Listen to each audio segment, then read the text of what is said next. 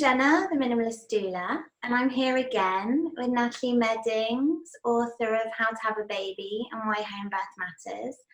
And in our last video, we were talking about a concept Natalie writes about in her book called Room 1.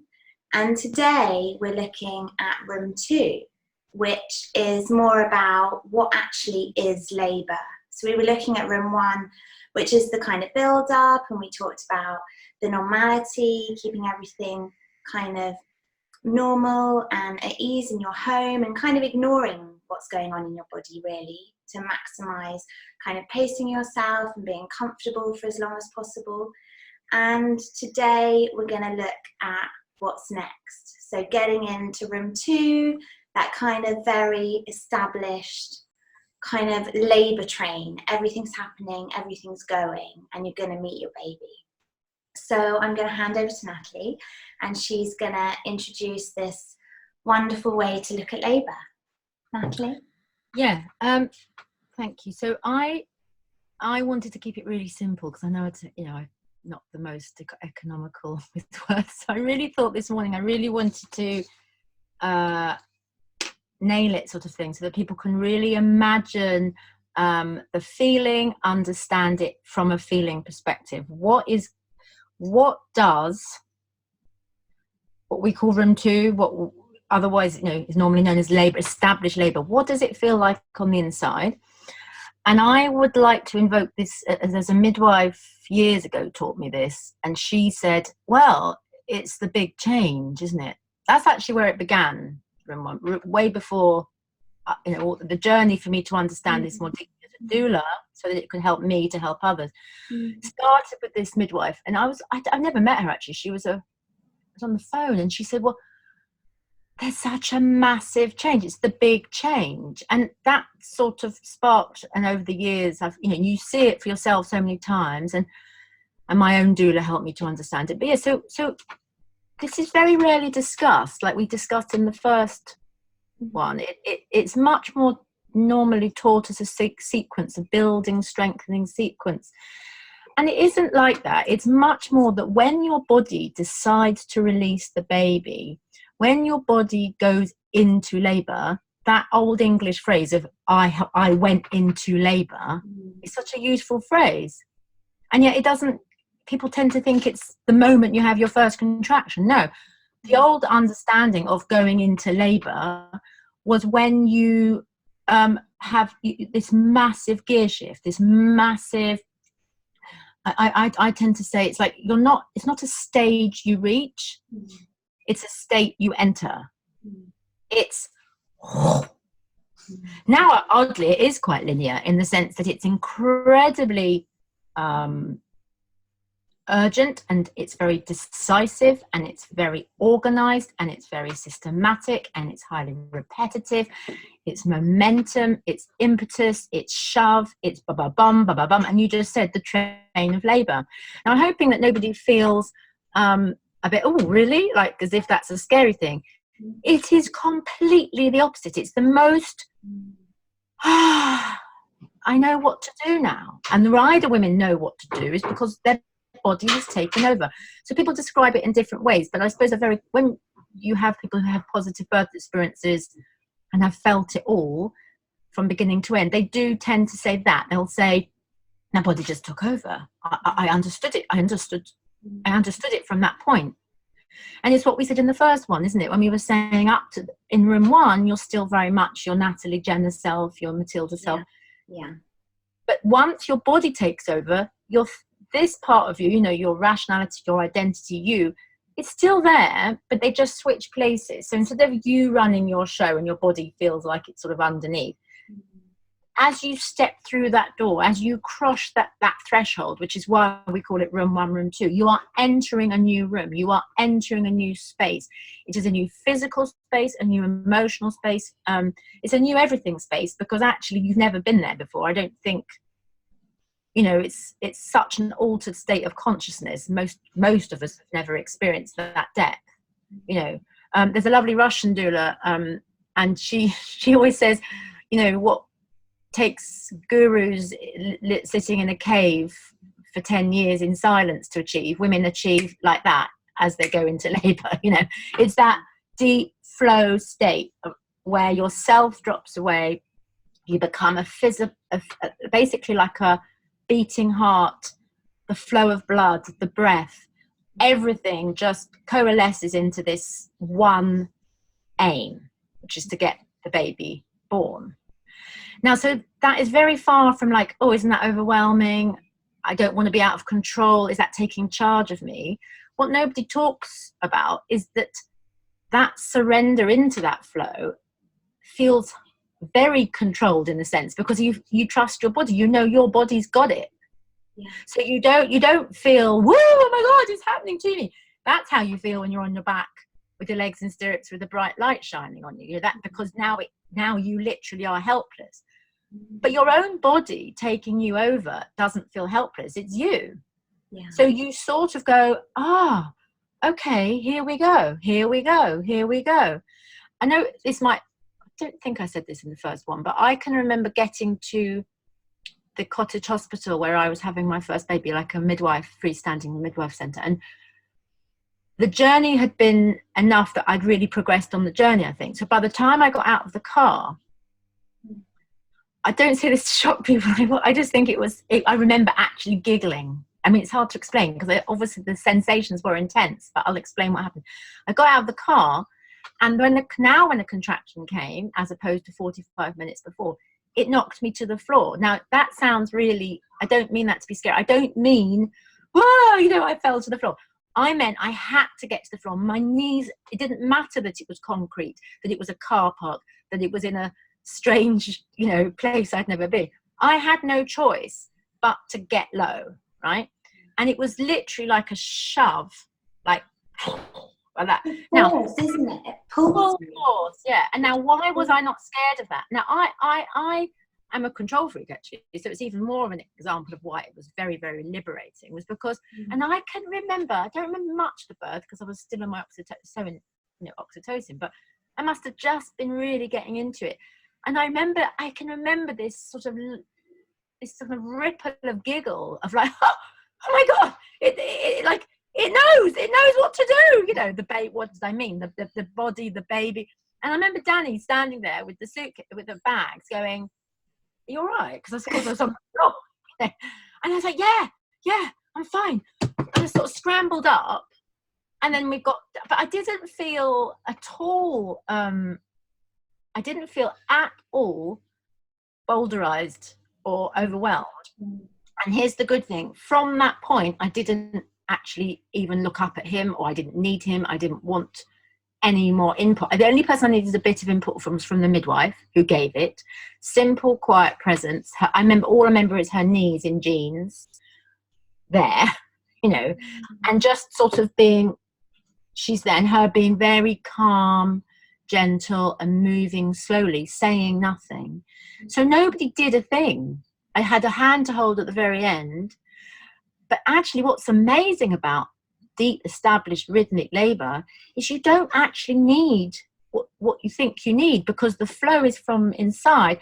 And here's the thing: labor, as opposed to room 1 and early labor, is highly productive. It is highly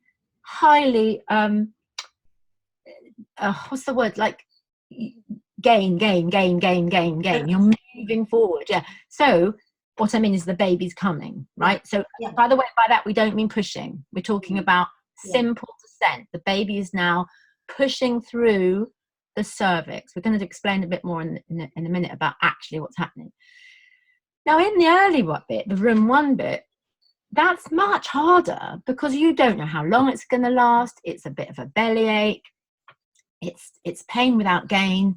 It's apparently, it feels like it's not going anywhere yet. You don't know. So you've got more to manage. Once you can feel your baby releasing from your body, and you literally do. I mean, it's not every contraction, but every so often you feel more, and then you feel more, and then you feel more, I would say, and that's how you know you're in labor, because you don't go backwards. It's like there's just change every so often. Yeah. So let's just specify for first time mums that we can't say how quickly, but you will feel forward motion, or rather downward motion. Yeah. And that will happen every so often. For a second time, third time mum, it's pretty much every other contraction, if not every contraction, you will feel change once you're in this state. So that we probably should distinguish that, because certainly once you're in labour, second time, it's very decisive. It literally just goes. I put my polo neck on specifically today. Sorry. It's that second time. Okay. First time mum is a brand new polo neck jumper. Sorry for all of those who've seen this a million times, but it's a brand new polo neck jumper that you've got out of the plastic. And this is, so you've got, this is the cervix like that. And it takes that room one. But just like the second time mother, once you get to there, that happens. The baby is the cervix is drawing up over the baby's head in increments, and the power and momentum and flow of that, which we call room 2, is a word I dredged up from my older school days. Conductive. It's electrical almost. It's a circuit board. Da-da-dum, da-da-dum, da-da-dum, da-da. There's nothing for you to do anymore. And I always hear from my mums, room 2 is easier. Like you were saying, you were talking about room 1 being, it's harder. Room 2, I always hear that. They said, once I found my flow, once I found my rhythm, I could get into it and I could relax into it because I knew what was coming. And you see these beautiful little rituals in birth.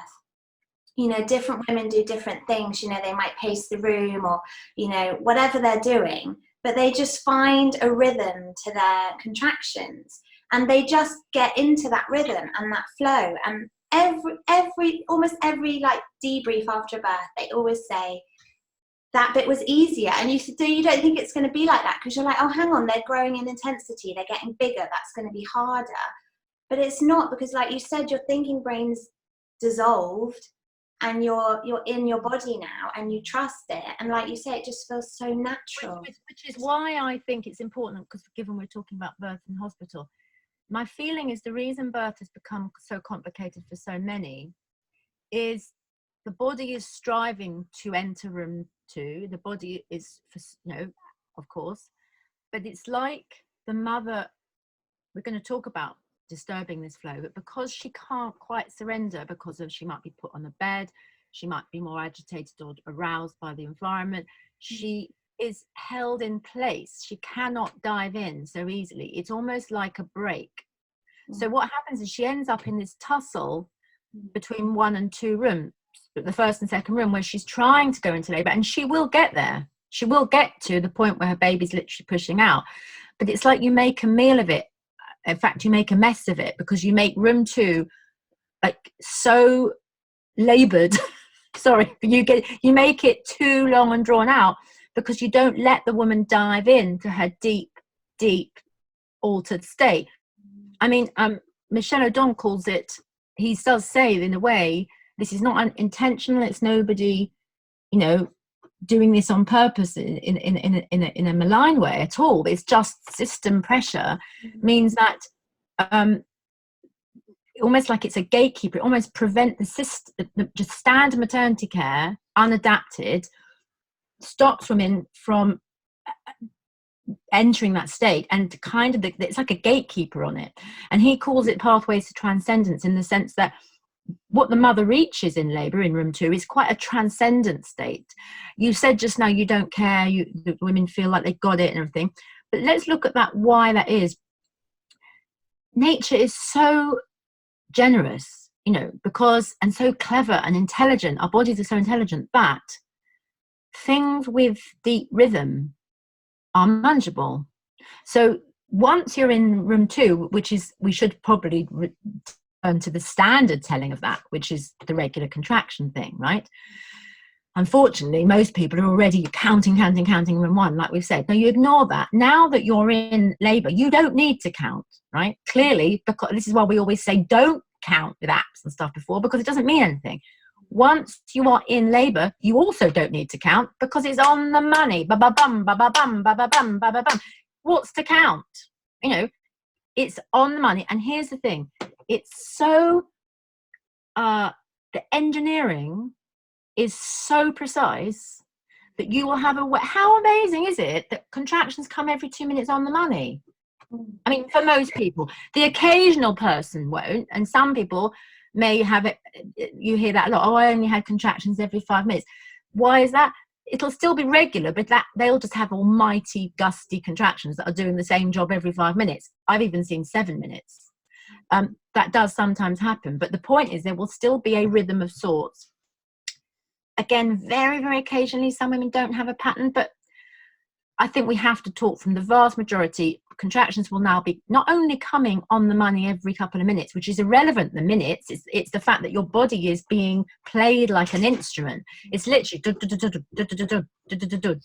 you know, there's pattern, rhythm, syncopation. It's like a metronome, you know, bump, bump, bump, bump, bump, bump. Now, because it's a metronome, you can read it.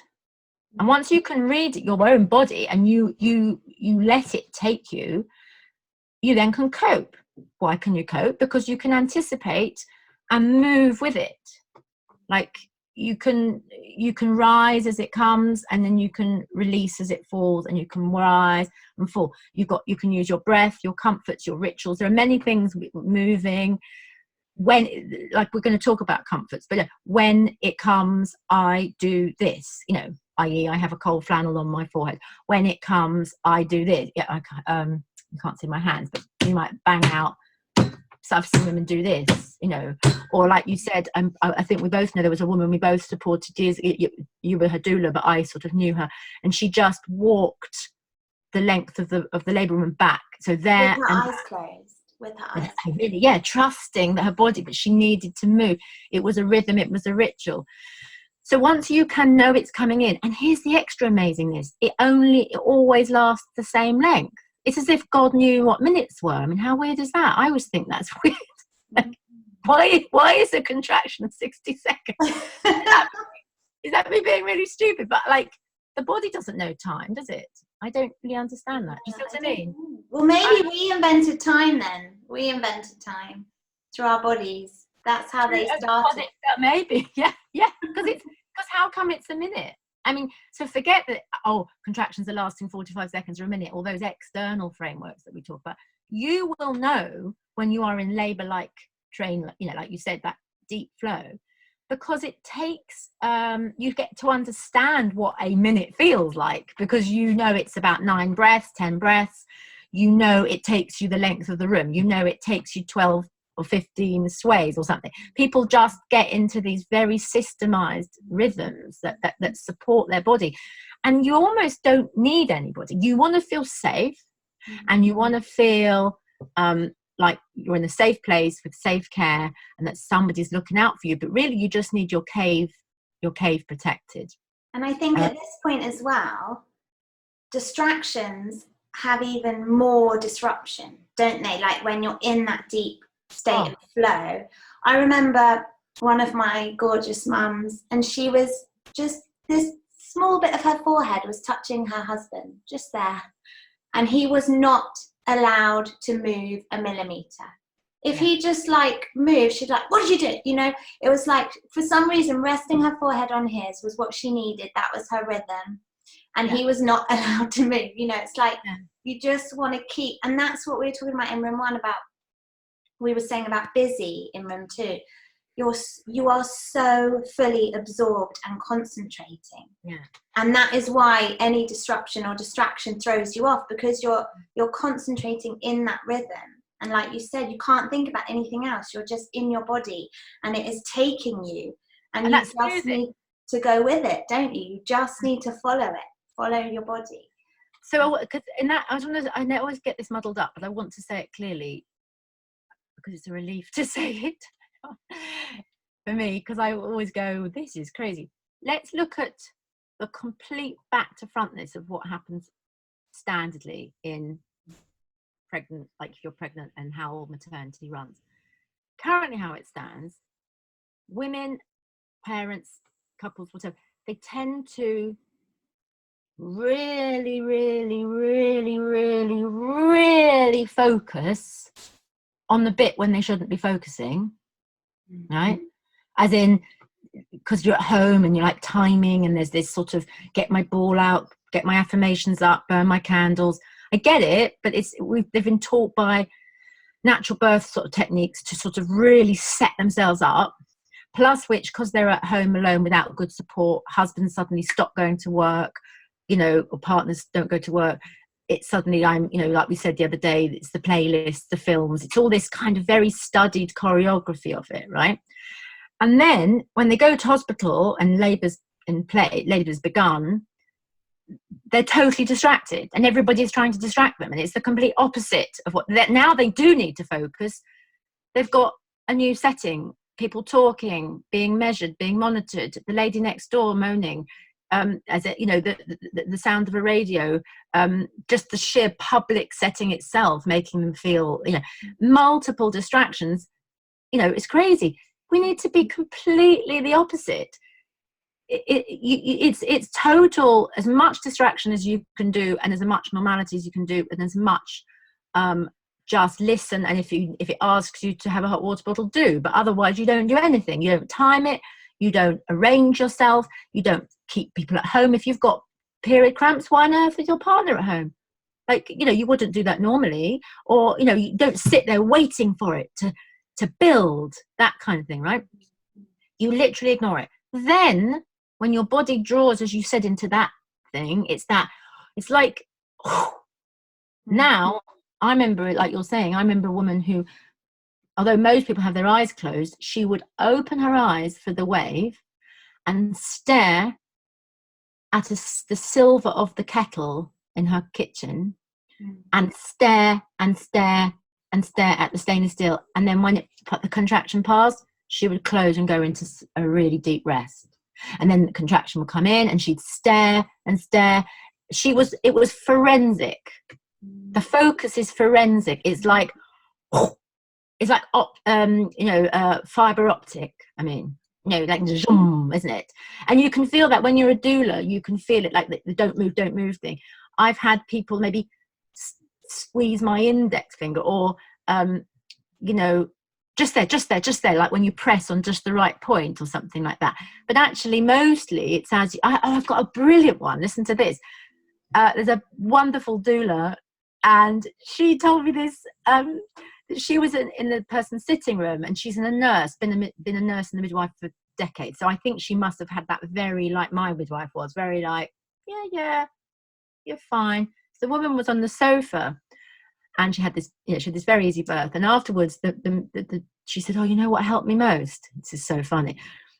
The doula was sitting at her dining room, her table, reading the newspaper while this woman was labouring. And when you got this, like that, and you turn the newspaper, this woman said that the most powerful comfort in her labour was watching her turn the page like that. The sort of soothing nature of someone just distracted with a newspaper, but listening in, knowing she was well. She read in the doula's movements